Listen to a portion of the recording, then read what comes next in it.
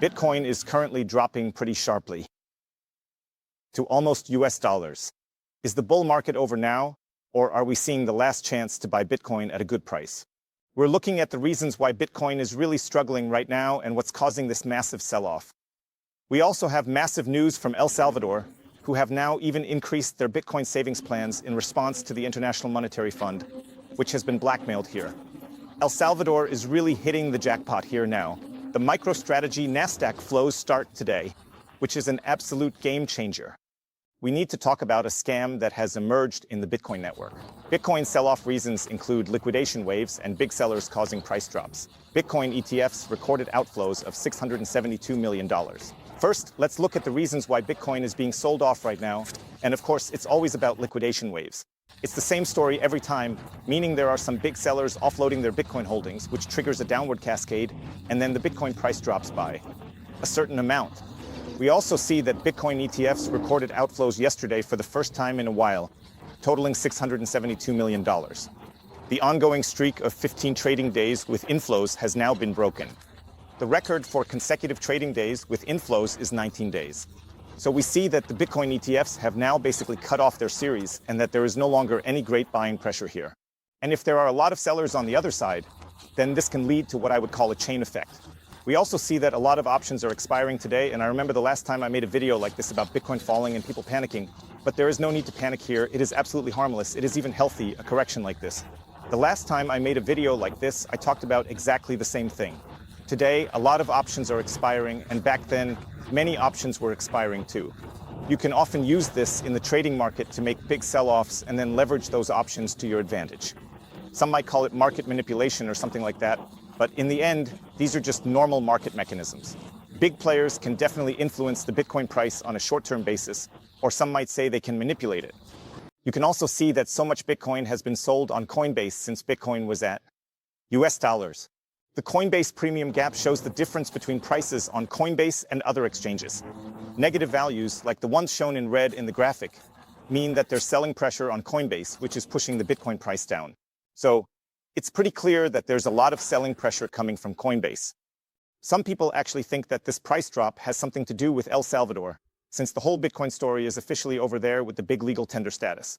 But I can also say straight away, I have just gotten up here and nothing has changed here, El Salvador. Things are continuing the same way. So far, I haven't heard of any shops that are no longer accepting Bitcoin. So I'll keep you updated, but something exciting is happening now. El Salvador is launching a special buying program. If El Salvador were really going to end the whole Bitcoin story, then something like this wouldn't be happening. We're seeing the breaking news right now. El Salvador is adding 11 Bitcoin worth over $1 million to its treasury tonight, reaffirming its commitment to a long-term Bitcoin vision. So we can see very clearly here that the savings plan of El Salvador has always bought 1 Bitcoin per day, and now that the IMF is shooting against Bitcoin, i.e. the International Monetary Policy is shooting Bitcoin in El Salvador. El Salvador has now increased its Bitcoin savings plan holdings. They're not just buying 1 Bitcoin a day anymore. Last night, they bought 11 Bitcoin. There's speculation this is a message to the IMF, indicating we're pressured, but our Bitcoin vision continues. Hence, we're increasing Bitcoin purchases. In El Salvador, it's about payment acceptance, but the real issue is the change in Bitcoin holdings. Are they increasing or decreasing? With more liquidity from the new loan, El Salvador might use funds for other needs and still buy Bitcoin. Even without an official currency due to the IMF loan, they have more liquidity to purchase Bitcoin. This, in my view, is a major plot twist.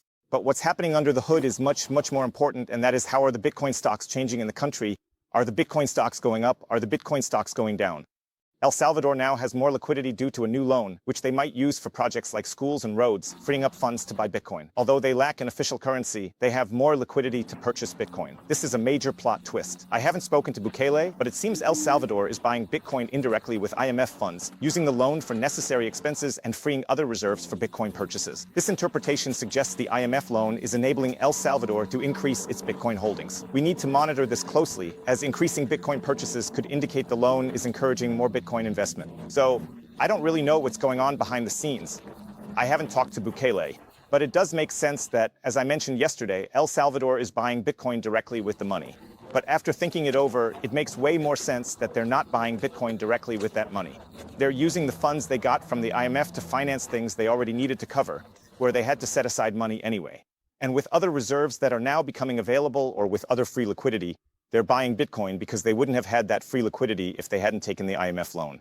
This is just my interpretation, a purely subjective assessment, but we really need to keep a close eye on this. Because if the Bitcoin holdings keep going up and the savings plan of 1 Bitcoin is expanded, and they start buying larger amounts from time to time, then in my opinion, it means that this IMF loan is actually leading El Salvador to double down on Bitcoin. But you can't sugarcoat it either.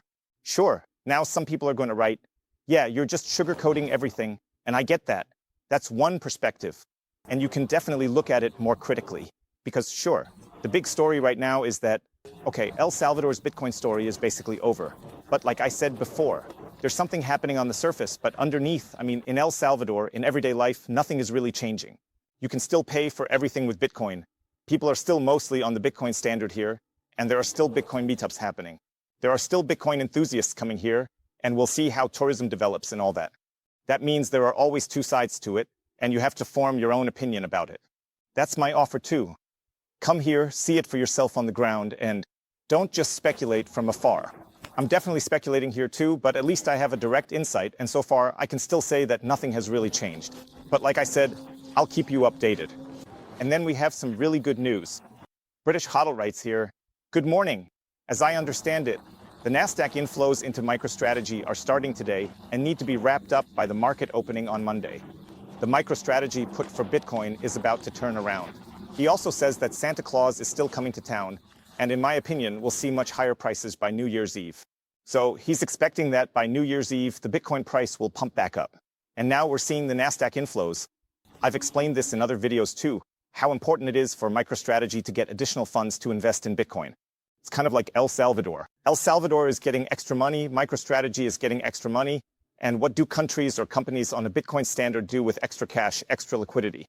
They are, of course, buying more Bitcoin, and that is essentially the same story that is happening with MicroStrategy. Maybe something similar is happening with El Salvador.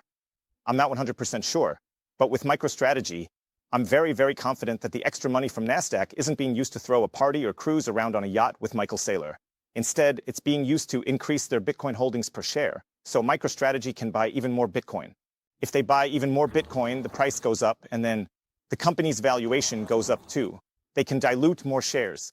And if they do that, they can accumulate even more money, which they can then use to buy more Bitcoin. It's like this endless cycle, and now there's an additional valve being added to this endless cycle, where extra money is being pumped into the Nasdaq through this additional channel. And then we also see that a lot is still happening here in Germany. So next year, the next blockchain roundtable hosted by the FDP is happening here. That makes me wonder, okay, blockchain, it always sounds a bit scammy to me because blockchain is tied up with the whole crypto and NFT scene and all that. The question is whether they really want to push this here. For sure, there are some exciting things happening here. Christian Lindner will also give a keynote here about the digital euro and its impact on monetary policy, the economy, and society. So, who's still here with us? Federal Minister of Justice DR. Marco Buschmann on how our laws need to adapt to smart contracts and legal tech. So, everything here is very, very blockchain-based. Blockchain Roundtable, MiCA and TFR, opportunity or burden for Europe's blockchain scene. You see, there is a lot of blockchain here, relatively little Bitcoin to be read here, a lot of crypto, a lot of blockchain. It remains to be seen whether this is really beneficial here. There was also a lot of criticism of the FDP for starting out in a crypto-friendly way, but somehow not focusing on Bitcoin. Pullbacks shift Bitcoin from weak to strong hands. Don't sell Bitcoin in panic. It may rise significantly in a few years. Remember, a dip is a buying opportunity, and you shouldn't be the weak hands that just sell your Bitcoin, only to see it rise later on, maybe in 2 or 3 years, to a crazy amount in euros, and then you'll be left in a tough spot. So just remember this, you can see a dip negatively, but you can also view a dip as a buying opportunity. And here's an opportunity for how money flows from weak hands to strong hands.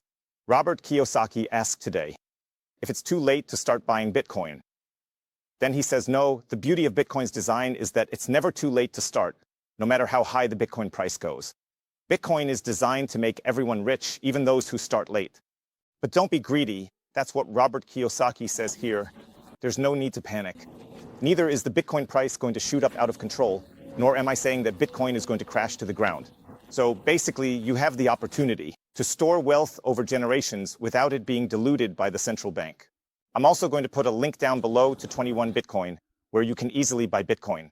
I also saw that you guys have been buying more, which is really great because a lot of people understand that now is the time to buy Bitcoin at a good price.